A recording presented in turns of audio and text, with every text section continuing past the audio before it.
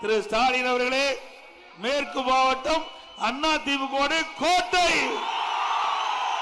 திமுக ஆளுங்கட்சியா இருக்கலாம், ஆனா கோவை மாவட்டத்தில் ஆளுங்கட்சி அண்ணா திமுக. இன்னொன்றும் சொல்லுகிறார், இது ஏன்னா உடனுக்குடன் பதில் கொடுத்தா தான் பத்திரிகையில வரும்.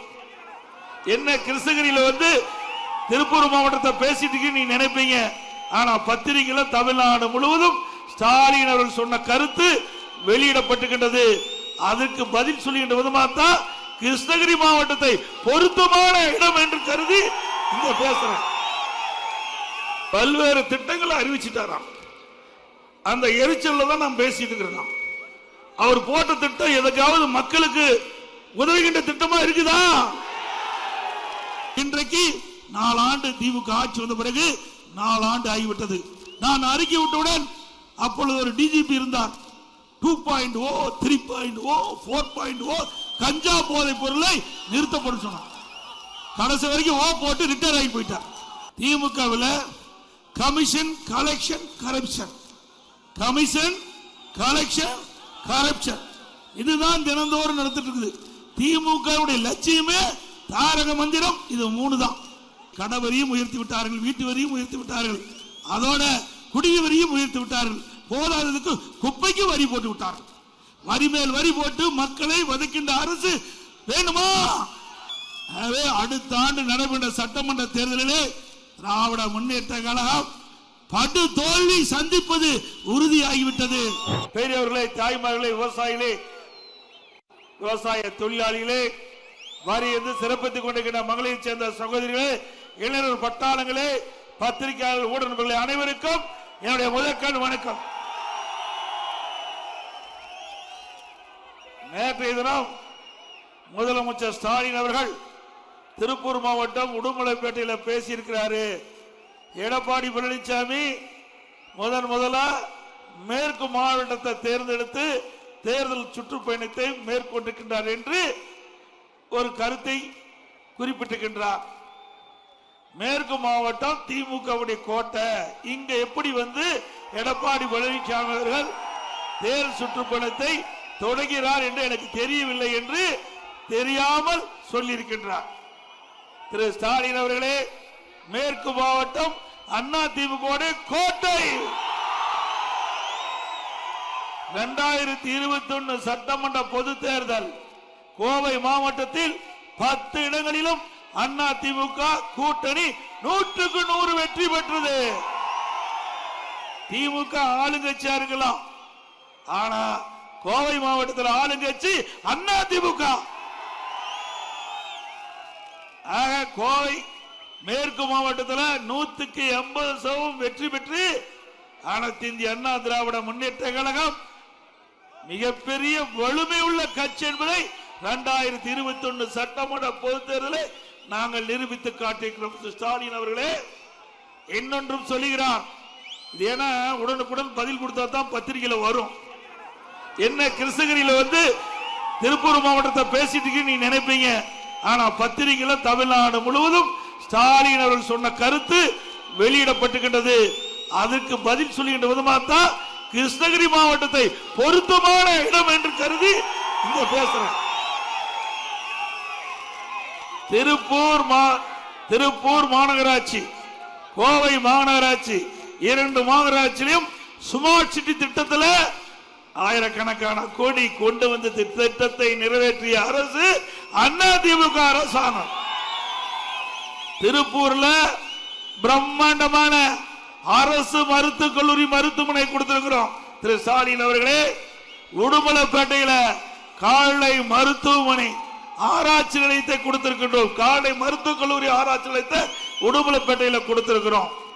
அதே போல திருப்பூர்ல அம்மா இருக்கின்ற பொழுது 3வது குடிநீர் திட்டம், அம்மாவுடைய அரசு நான் முதலமைச்சர் இருந்த காலத்தில் 4வது கூட்டு குடிநீர் திட்டம், இதெல்லாம் மக்களுக்காக கொண்டு வந்த திட்டம். பாலங்கள் நிறைய அந்த திருப்பூர் மாவட்டத்தில் கட்டி கொடுத்திருக்கின்றோம். சிறப்பான சாலைகளை அமைத்து கொடுத்திருக்கின்றோம். அத்திக்கடவு அவனாசி திட்டத்தை கொண்டு வந்து விவசாயிகள் மனதிலே இடம் பிடித்த அரசு அண்ணா திமுக அரசு. கோவை மாவட்டத்தில் ஏராளமான திட்டங்களை நிறைவேற்றிக்கிறோம் ஸ்டாலின் அவர்களே. ஆகவே அங்கே தேர்ந்தெடுத்து முதலாக 100க்கு 100% வெற்றி பெற்ற மாவட்டத்தை தேர்ந்தெடுத்து எங்களுடைய எழுச்சி பயணத்தை தொடங்கி இருக்கும் ஸ்டாலின் அவர்களே, 2021 100க்கு 100% என்றால் இப்பொழுது எப்படி வெற்றி இருக்கும் என்பதை எண்ணி பார்க்க வேண்டும். தமிழகத்தில் ஸ்டாலின் பல்வேறு திட்டங்களை அறிவிச்சிட்டாராம். அந்த எரிச்சல்ல தான் நாம் பேசிட்டு இருக்கிறோம். அவர் போட்ட திட்டம் எதுக்காவது மக்களுக்கு உதவுகின்ற திட்டமா இருக்குதா? நலங்காக்கும் திட்டம், நலங்காக்கும் ஸ்டாலின். எப்போ 4 ஆண்டு முடிஞ்சு இன்னும் ஒரு 7 மாசம் தான் ஆயுட்காலம் இருக்குது. அப்போ மக்களை நினைச்சு நலங்காக்கும் திட்டம் ஸ்டாலின் அவர்களே, இந்த திட்டத்திற்கு ஏற்கனவே அனைத்து இந்திய அண்ணா திராவிட முன்னேற்ற கழக அரசு 10 ஆண்டுல 15 லட்சம் மருத்துவ முகாம்களை நடத்தி ஏழை எளிய மக்களுக்கு நல்ல சிகிச்சை கொடுத்த அரசு அதிமுக அரசாங்கம்.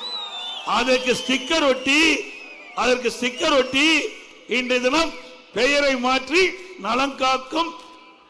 நலம் காக்கும் ஸ்டாலின் என்ற திட்டத்தை துவக்கி இருக்கிறீங்க.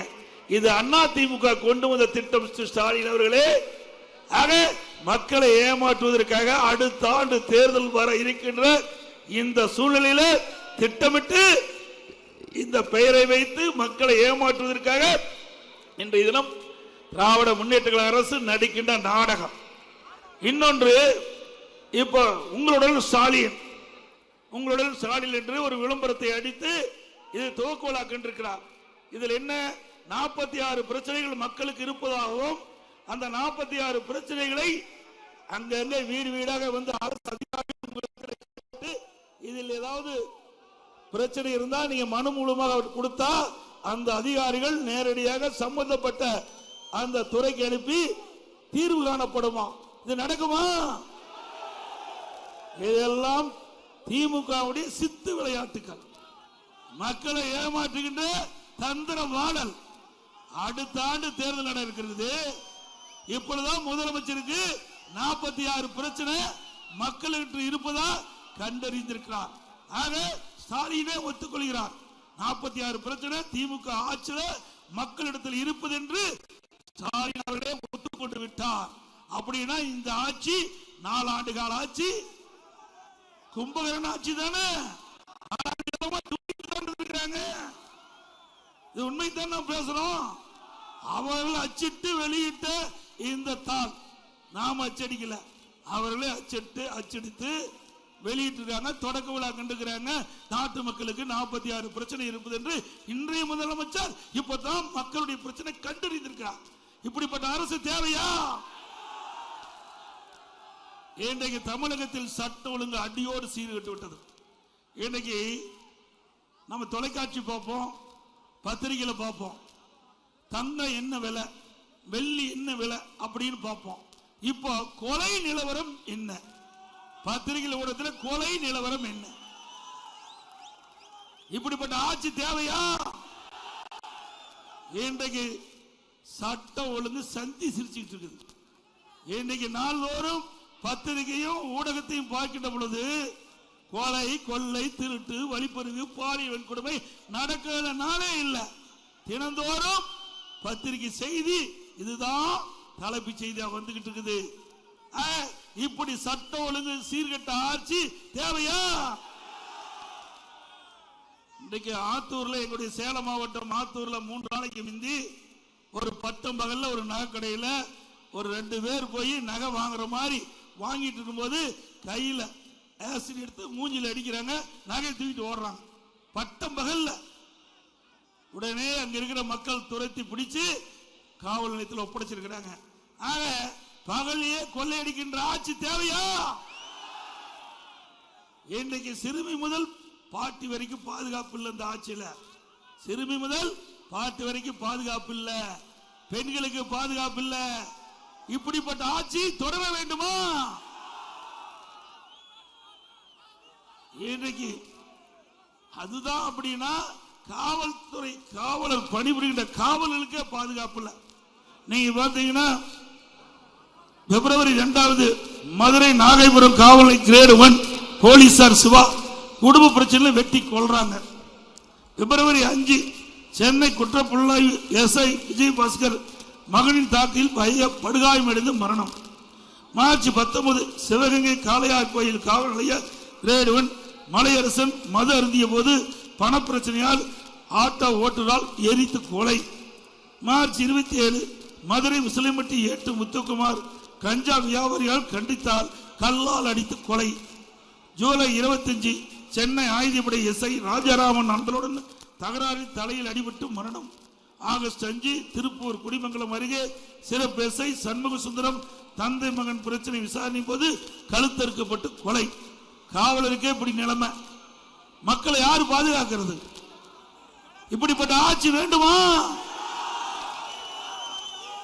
இன்றைக்கு குற்றச்செயல் ஈடுபடுகின்ற அந்த குற்றவாளிகளுக்கு காவல்துறை கண்ட அச்சம் கிடையாது. குற்றச்செயல் ஈடுபடுகின்ற அந்த குற்றவாளிகளுக்கு காவல்துறையுடைய அச்சம் கிடையாது. ஏனென்றால் இன்றைக்கு திராவிட முன்னேற்ற கழக அரசு காவல்துறை கைகளை கட்டப்பட்டுகின்றது. சுதந்திரமா காவல்துறை செயல்பட முடியல. அதனால இப்படிப்பட்ட சட்ட ஒழுங்கு தமிழகத்தில் அடியோடு சீர்கெட்டு விட்டது. இதே அனைத்து இந்திய அண்ணா திராவிட முன்னேற்ற கழக ஆட்சி சட்ட ஒழுங்கு பாதுகாக்கப்பட்டது. மிகச்சிறந்த ஆட்சி என்று மக்களால் போற்றப்பட்டது. இன்றைக்கு இந்திய அளவில் தேசிய அளவில் இந்தியா டுடே என்ற நிறுவனம் சென்னையில் எந்த மாநிலத்தில் சட்ட ஒழுங்கு சிறப்பாக இருக்கணும் அதற்கு அந்த மாநிலம் விருது கொடுத்தது. அந்த விருதை தமிழ்நாட்டில் நான் முதலமைச்சர் இருந்த பொழுது நேரடியாக டெல்லி சென்று துணை ஜனாதிபதி கையில் வாங்கினோம்.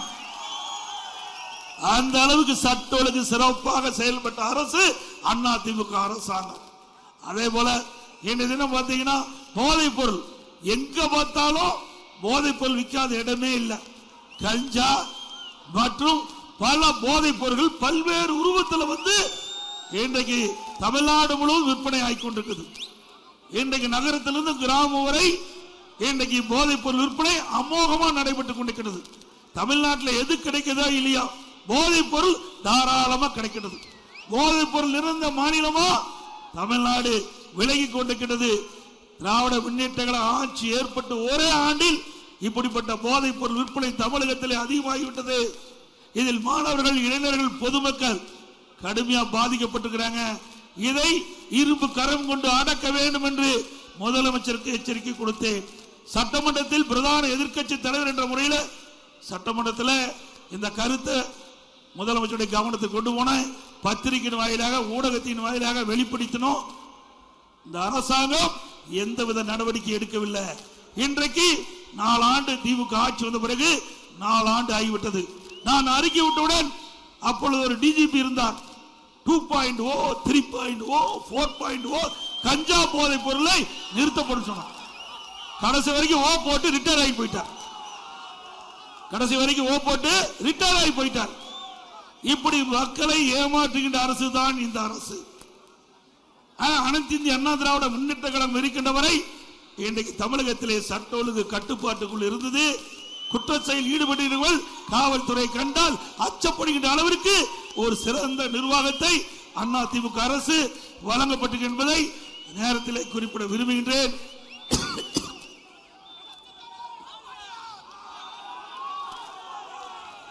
அதே போல எல்லா துறைகளிலும் ஊழல் இல்லாத துறையே இல்லை.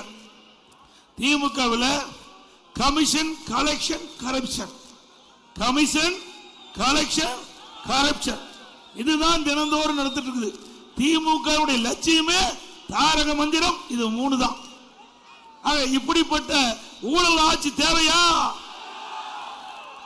இன்றைக்கு டாஸ்மாக்ல அமலாக்கத்துறை அமலாக்கத்துறை சோதனை நடத்தி 1000 கோடி டாஸ்மாக்கள் ஊழல் செய்யப்பட்டதா பத்திரிகை செய்தி. அதோட 40,000 கோடி முறைகேடு டாஸ்மாக்கள் நடந்ததாக அந்த செய்தியில அமலாக்கத்துறை வெளிப்படுத்தி இருக்குது. அப்படி என்றால் திமுக ஆட்சியில் எவ்வளவு கொள்ளையடித்திருப்பா என்பதை நாம் எண்ணி பார்க்க வேண்டும்.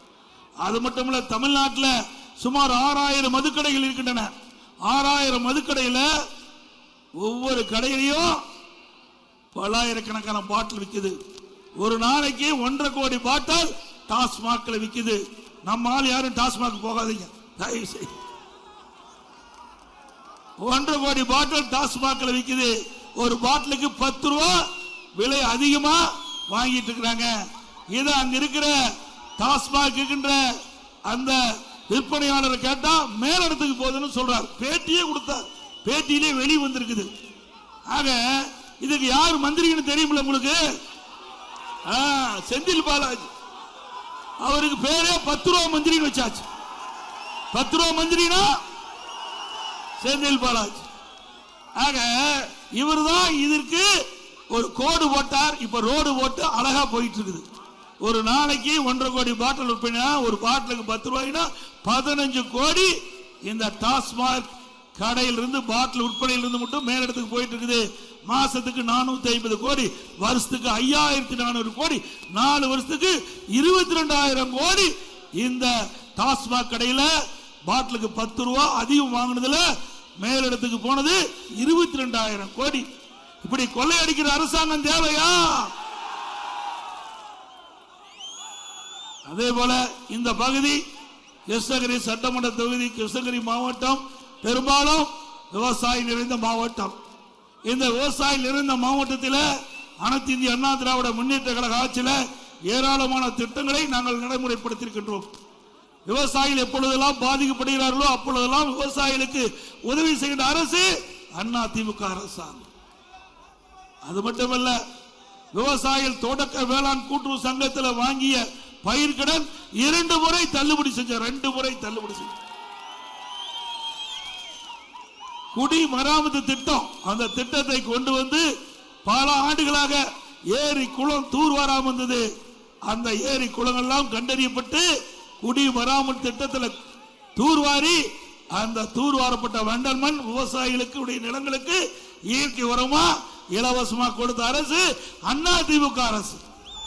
இந்த குடி மராமத்து திட்டத்தில் மழை காலத்தில் பெய்கின்ற நீர் முழுவதும் அந்த ஏரியில சேமித்து வைத்து கோடை காலத்தில் நிலத்தடி நீர் உயர்ந்து வேளாண் பெருமக்களுக்கு தேவையான நீர், குடிப்பதற்கு தேவை நீர், அப்படிப்பட்ட திட்டத்தை கொண்டு வந்த அரசு அண்ணா திமுக அரசாங்கம். அந்த திட்டத்தையும் நிறுத்திட்டாங்க. மீண்டும் அண்ணா திமுக ஆட்சி வந்த பிறகு குடி மராமத்து திட்டம் தொடரும். அதே போல விவசாயிகளுக்கு 24 மணி நேரம் விவசாய பம்பு செட் மின் மோட்டாருக்கு 24 மணி நேரம் அதில் இயங்குவதற்கு மும்முனை மின்சாரம் கொடுத்து அண்ணா திமுக ஆட்சியில் இப்படி விவசாயிகளுக்காக பயனளிக்கக்கூடிய திட்டத்தை கொண்டு வந்த அரசு அண்ணா திமுக அரசாங்கம்.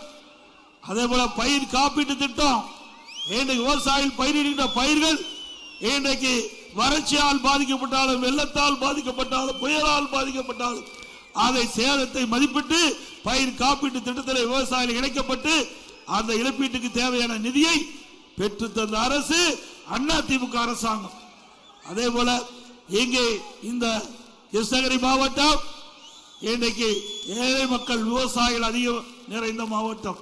அவள் பயன்பெற என்பதற்காக அண்ணா திமுக ஆட்சியில் கிருஷ்ணகிரி டு ஓசூர் போகின்ற பகுதியில் பிரம்மாண்டமான 348 கோடியில மருத்துவமனை கல்லூரி மருத்துவமனை கொடுத்தோம். மருத்துவக் கல்லூரி மருத்துவமனை கொடுத்த 348 கோடி. நான் வருகின்ற பொழுது பார்த்தேன், பிரம்மாண்டமான மருத்துவமனை கல்லூரி. நவீன மருத்துவ சிகிச்சை அளிக்கக்கூடிய அளவிற்கு நவீன மருத்துவ உபகரணங்கள்லாம் நாங்கள் வாங்கி கொடுத்தோம். ஆனா விடியா திமுக ஆட்சியில முறையா பயன்படுத்தல. அங்க மெயின்டெனன்ஸ் முறையா இல்ல. அது மட்டுமல்ல, போதிய மருத்துவர்கள் இல்ல, மாத்திரை மருந்து இல்ல. இந்த நிர்வாக கோளாறின் காரணமாக ஏழை மக்களுக்கு முறையாக சிகிச்சை அளிக்காத ஒரு அரசு திராவிட முன்னேற்ற கழக அரசு. 348 கோடி போட்டு மருத்துவக் கல்லூரி மருத்துவமனையை இந்த மாவட்ட மக்களுக்கு அண்ணா திமுக ஆட்சியில் கொடுத்தோம். ஆனா விடியா திமுக அரசு இந்த மக்களுக்கு நல்ல சிகிச்சை அளிக்கக்கூடிய சூழ்நிலை இல்லாம அந்த மருத்துவக் கல்லூரி இன்றைக்கு மிக மோசமான சூழ்நிலை இருப்பதாக எனக்கு தகவல் கிடைத்திருக்கின்றது. இனியாவது இந்த அரசாங்கம் திருந்தி அந்த மருத்துவக் கல்லூரிக்கு தேவையான மருத்துவர்கள், செவிலியர்கள், மருத்துவ உதவியாளர்கள், மருத்துவ உபகரணங்கள், மாத்திரை மருந்து எல்லாம் வாங்கி அங்கே ஏழை மக்கள் தான் சிகிச்சை பெற வர்றாங்க. அவளுக்கு உரிய முறையில் சிகிச்சை கிடைக்க இந்த அரசு செயல்படுத்தப்படும் என்று நம்புகிறோம். இல்லாவிட்டால் அதிமுக ஆட்சி மீண்டும் மலரும். அதிமுக ஆட்சியிலே கொண்டு வரப்பட்ட மருத்துவக் கல்லூரி மருத்துவமனை சிறந்த மருத்துவக் கல்லூரி மருத்துவமனையாக திகழும். அதே போல இந்த பகுதியில் மா விவசாயிகள் அதிகமா இருக்கிறாங்க. இந்த ஆண்டு மா விலை வீழ்ச்சி, அந்த விலை வீழ்ச்சியால் விவசாயிகள் கடுமையாக பாதிக்கப்பட்டு விட்டாங்க. ஆக இதற்கு மாற்று வழி வேண்டும் என்று இன்றைக்கு நடந்த விவசாயிகள் ஆலோசனை கூட்டத்தில் தங்களுடைய கருத்துக்களை தெரிவித்தார்கள். அனைத்து இந்திய அண்ணா திராவிட முன்னேற்ற கழக ஆட்சிக்கு வந்தவுடன் இந்த மா விலை வீழ்ச்சியிலிருந்து விவசாயிகளை காப்பதற்கு உரிய நடவடிக்கை மேற்கொள்ளப்படும். அதோடு இந்த மா விலை வீழ்ச்சியின் காரணமாக விவசாயிகள் பாதிக்கப்பட்டவுடன் மரியாதைக்கு KP அவர்களும் மாவட்ட செயலாளரும் அண்ணன் தம்பித்துறை அவர்களும் திரு பாலகிருஷ்ணன் எல்லாம் ஒன்றாக இணைந்து பிரம்மாண்டமான ஒரு உண்ணாவிரத போராட்டத்தை நடத்தினார். அந்த விவசாயிகளுக்கு துணை நிற்கின்ற கட்சி அதிமுக கட்சி. ஆட்சியில இருந்தாலும் இல்லாவிட்டாலும் விவசாயிகளாகட்டும் மக்களுக்காகட்டும் பிரச்சனை வந்தால் அந்த பிரச்சனையை தீர்க்கக்கூடிய கட்சியாக அதிமுக கட்சி இருக்கும். அந்த அடிப்படையிலே விவசாயிகளுக்கு துணையாக அந்த உண்ணாவிரத போராட்டத்தில் கலந்து கொண்டு ஒரு ஏக்கருக்கு 30,000 ரூபாய் விவசாயிகளுக்கு விவசாயிகளுக்கு நஷ்டஈடு தர வேண்டும். அதோட ஒரு மாம்பழம் 13 ரூபாய், ஒரு மாம்பழம் 1 கிலோ, 1 கிலோ மாம்பழம் 13 ரூபாய்க்கு இந்த அரசு விற்பனை செய்வதற்கு உண்டான நடவடிக்கை மேற்கொள்ள வேண்டும் என்று அந்த உண்ணாவிரத போராட்டத்திலே அவருடைய கோரிக்கையாக வைத்தார்கள். இன்னும் இந்த அரசு செவிசாய்க்கவில்லை. விவசாயிகளுக்கு எந்தவித நிவாரணம் கிடைக்கப்பெறவில்லை. இதே அனைத்து இந்திய அண்ணா திராவிட முன்னேற்ற கழக அரசு இருக்கின்ற பொழுது டெல்டாவிலிருந்து அனைத்து மாவட்டங்களிலும் எப்பொழுதெல்லாம் விவசாயிகள் பாதிக்கப்படுகிறார்களோ அப்பொழுதெல்லாம் விவசாயிகளுக்கு தேவையான நிவாரண தொகையை வழங்கிய ஒரே அரசாங்கம் அதிமுக அரசாங்கம். வறட்சி வந்தால் வறட்சி நிவாரணம், வெள்ளம் வந்தால் வெள்ளத்திற்கு தேவையான நிவாரணம், புயல் வந்தால் அந்த வேளாண் பயிர்கள் பாதிக்கப்பட்டா அந்த பயிர்களுக்கு தேவையான இழப்பீட்டு தொகையை அந்த விவசாயிகளுக்கு நேரடியாக வழங்கிய அரசு அதிமுக அரசாங்கம். வேளாண் பெருமக்களை பாதுகாத்த அரசு அதிமுக அரசு. அதே போல விவசாய தொழிலாளிகள் நிறைந்த பகுதி, அந்த விவசாய தொழிலாளிகளுக்கு அவர்களும் வளம் பெற வேண்டும். அதிமுக ஆட்சியில் பசு வீடு கொடுத்தோம், விலையில்லா கறவை மாடு, விலையில்லா ஆடு, விலையில்லா கோழி, உழவர் பாதுகாப்பு திட்டத்தில் உதவி, முதியோர் உதவித்தொகை எல்லாம் அதிமுக ஆட்சியில் கிடைக்கப்பட்டது. மீண்டும் அதிமுக ஆட்சி மலர்ந்தவுடன் ஏழை மக்கள், ஏழை விவசாய தொழிலாளி, தாழ்த்தப்பட்ட மக்கள் அனைவருக்கும் பிரம்மாண்டமான கான்கிரீட் வீடு கட்டி கொடுக்கப்படும். இப்ப இருக்கிற கான்கிரீட் வீடு மாதிரிலாம் கிடையாது, பிரம்மாண்டமான கான்கிரீட் வீடு, இந்தியாவிலேயே சிறப்பான கான்கிரீட் வீடு ஏழைகளுக்கும் தாழ்த்தப்பட்ட மக்களுக்கும் மலைவாழ் மக்களுக்கும் அதிமுக அரசு கட்டி கொடுக்கப்படும். இது எங்கள் பிரதான கொள்கை, பிரதான தேர்தல் அறிக்கையாக நாங்கள் வெளியிடப்படும். அதுபோல கொரோனா காலத்தில் 12 மாதங்கள் நம்முடைய தொழிலாளிக்கு வேலைகள் கிடையாது. அந்த காலகட்டத்தில் பொதுமக்கள் பாதிக்க கூடாது என்பதற்காக ஓராண்டு ரேஷன் கடையில் விலைய அரிசி, விலையில சக்கரை, விலையெல்லாம் எண்ணெய் கொடுத்த ஒரே அரசாங்கம் அதிமுக அரசாங்கம், ஏழைகளை பாதுகாத்த அரசாங்கம். அதே போல கொரோனா காலத்தில் ஒரு நாளைக்கு 7 லட்சம் பேர்களுக்கு அம்மா உணவகம், சமூக கூடங்களில் அந்த ஏழை கற்பிணி தாய்மார்கள், அதே போல வயது முதியோர்களுக்கு, அதே போல மாற்றுத்திறனாளிகளுக்கு வீடு இருக்கு, அவர் வீட்டுக்கே சென்று உணவு கொடுத்த ஒரே அரசாங்கம் இந்தியாவில் அதிமுக அரசாங்கம். அதே போல அந்த காலகட்டத்தில் பள்ளிகள் திறக்கப்படல, கல்லூரிகள் திறக்கப்படல, மாணவர்கள் எல்லாம் பாதிச்சாங்க. ஓராண்டு அவர்கள் வீணாகி போயிட்டு மன உளைச்சல் இருந்தாங்க. என்னுடைய கவனத்துக்கு வந்தவுடன் அம்மாவுடைய அரசு கல்லூரியில் படிக்கின்ற மாணவர்களுக்கு ஆன்லைன் வகுப்பு நடத்தப்பட்டது, ஆன்லைன் தேர்வு செய்யப்பட்டது. அவள் முறையாக தேர்வு எழுதி பல பேர் தேர்ச்சி பெற்றாங்க. பள்ளியிலே படிக்கின்ற மாணவர்களுக்கு ஆல் பாஸ் போட்டு கொடுத்தோம், ஆல் பாஸ். இப்படி அனைத்து இந்திய அண்ணா திராவிட முன்னேற்ற கழக அரசு உங்களுடைய அரசு, மக்களுடைய அரசு, மக்களுக்காக செயல்படுகின்ற அரசு என்பதை இந்த நேரத்தில் சுட்டிக்காட்டி இன்றைய தினம் நேற்றைய தினம் இன்றைக்கு தமிழ்நாட்டுடைய தொழில்துறை அமைச்சர் திரு டிஆர்பி ராஜா அவர்கள் ஒரு கருத்தை தெரிவித்தார். இந்த மின்கட்டணம் உயர்ந்து போயிட்டு பல இடத்துல நான் பேசிட்டு வரேன். அதற்கு அவர் பதில் கொடுக்கிற விதமாக ஏற்கனவே அனைத்து இந்திய அண்ணா திராவிட முன்னேற்ற கழக ஆட்சியில உதவி திட்டத்தில் அதை ஒப்பந்தம் போட்ட காரணத்தில் தான் விலை உயர்ந்து விட்டது என்று ஒரு தவறான பொய்யான செய்தியை பரப்பி வருகிறார். உண்மையிலேயே உதவி திட்டம் நாடு முழுவதும் இருக்கின்ற திட்டம். எல்லா மாநிலம் கையெழுத்து போட்டு ஒப்பந்தத்தில் கையெழுத்து போட்டு விட்டார்கள். நாம் 2 விதிகளை நாம் நிபந்தனை விதித்தோம். ஒன்று, 3 மாதத்திற்கு ஒரு முறை மின் கட்டணம் உயர்த்த வேண்டும் என்ற கட்டுப்பாடு நீக்கப்பட வேண்டும். விவசாய பம்பு செட்டுக்கு மின் இணைப்பு கொடுப்பதிலே மீட்டர் பொருத்தக்கூடாது. 2 நிபந்தனைகளை ஏற்றுக்கொண்டால் உதவி திட்டத்தில் நாங்கள் கையெழுத்திடுவோம் என்று சொல்லி அந்த மத்திய அரசுக்கு நம்முடைய நிபந்தனையை சொன்னோம். அவரது நிபந்தனையை ஏற்று அந்த நிபந்தனை 2ஐயும் விலக்கி கொண்ட காரணத்தினால் நாம் உதவி திட்டத்தில் கையெழுத்திட்டோம். 17 கையெழுத்திட்டாச்சு. உதவி திட்டத்தில் மத்திய அரசோடு கையெழுத்திடப்பட்டு விட்டோம். 17-18 மின் கட்டணம் உயர்ல, 18-19 ஆண்டு மின் கட்டணம் உயர்ல, 18-19 ஆண்டு மின் கட்டணம் உயர்ல, 19-20 மின் கட்டணம் உயர்ல, 20-21 மின் கட்டணம் உயர்ல. 4 ஆண்டு அதிமுக ஆட்சி நடந்தது, மின் கட்டணம் உயர்த்தல. வேண்டுமென்ற திட்டமிட்டு ஒரு பொய்யான செய்தியை மக்களிடத்தில் பரப்பி வருகிறார்கள். தொழில்துறை அமைச்சர் திரு டிஆர்பி ராஜா அவர்களை நேரத்தில் சுட்டிக்காட்ட விழுகின்றேன். திராவிட முன்னேற்ற கழகம் ஆட்சிக்கு வந்த பிறகு மின் கட்டணம் 67% உயர்த்திட்டாங்க. 67% மின் கட்டணம் உயர்த்தப்பட்டு விட்டார்கள். இன்றைக்கு தொழில்துறையை சேர்ந்த சிறு குறு நடுத்தர தொழில் நிறுவனத்தை சேர்ந்தவர்கள் பேசினார்கள். மின் கட்டண உயர்வு கடுமையாக உயர்த்தி விட்டார்கள். அதனால் எங்களுடைய தொழில் மிக பாதிக்கப்பட்டுள்ளது என்று இன்றைய ஆலோசனை கூட்டத்தில் கருத்து தெரிவித்திருக்கிறார்கள். விடியா திமுக அரசு தொழில்துறை சார்ந்தவர்களுக்கு ஒரு மூடு விழா காண்ற காட்சி இந்த ஆட்சியில் பார்க்கிறோம். இன்றைக்கு வீடுகளுக்கு மின்கட்டண உயர்வு, கடைகளுக்கு மின்கட்டண உயர்வு, அதே போல சொத்து வரி. இன்றைக்கு இது நகராட்சி. இந்த நகராட்சியில 100% வீட்டுக்கு வரி உயர்த்திட்டாங்க. 100% வீட்டுக்கு 1000 ரூபாய் வீட்டு வரி என்று அதிமுக ஆட்சியில் இருந்தா இன்னைக்கு 2000 ரூபாய் வீட்டு வரி. அதே மாதிரி கடவரி 150% உயர்த்தப்பட்டு விட்டது. அதிமுக ஆட்சியில் 1000 ரூபாய் கடவரின்னா இப்ப திமுக ஆட்சியில் 2500 ரூபாய் கடவரி. ஆக இப்படி கடவரியும் உயர்த்தி விட்டார்கள், வீட்டு வரியும் உயர்த்தி விட்டார்கள், அதோட குடி வரியும் உயர்த்தி விட்டார்கள். போதாததுக்கு குப்பைக்கு வரி போட்டு விட்டார்கள். வரி மேல் வரி போட்டு மக்களை வதைக்கின்ற அரசு வேணுமா?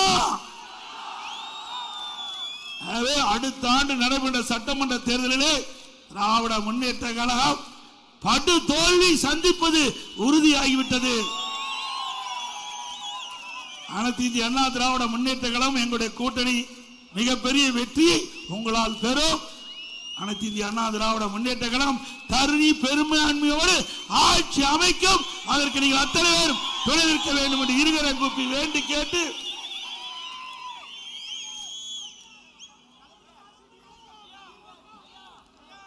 அடுத்த ஆண்டு நடைபெற்ற சட்டமன்ற பொதுத்தேர்தலில் அனைத்து இந்திய அண்ணா திராவிட முன்னேற்ற கழக வேட்பாளர் இரட்டை சின்னத்துக்கு வாக்களித்து வெற்றி பெற செய்யுங்கள். ஒருவேளை நம்முடைய கூட்டணி கட்சிக்கு விட்டுக் கொடுக்கப்பட்டால் எந்த கட்சி நிற்கிறதோ அந்த கட்சி சின்னத்திற்கு அதை வாக்களித்து வெற்றி பெற செய்ய வேண்டும் என்று அன்போடு இந்த நேரத்தில் கேட்டு, மக்களை காப்போம், தமிழகத்தை மீட்போம். மக்களை தமிழகத்தை மக்களை தமிழகத்தை மக்களை தமிழகத்தை